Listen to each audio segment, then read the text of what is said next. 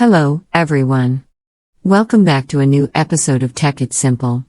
Today, in this video, I'm going to show you how you can pay someone on Splitwise. Keep watching the video till the end to pay someone on Splitwise. Firstly, open your Splitwise application.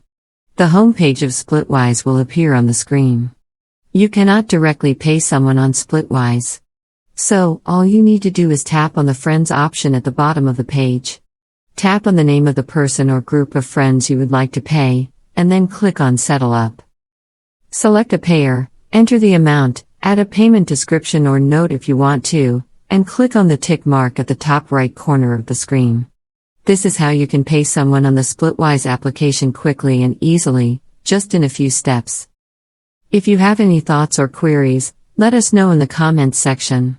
Don't forget to subscribe to our channel. Also, press the notification bell icon so that YouTube will notify you whenever we post a new video. I hope this video was helpful to you. Thank you so much for watching.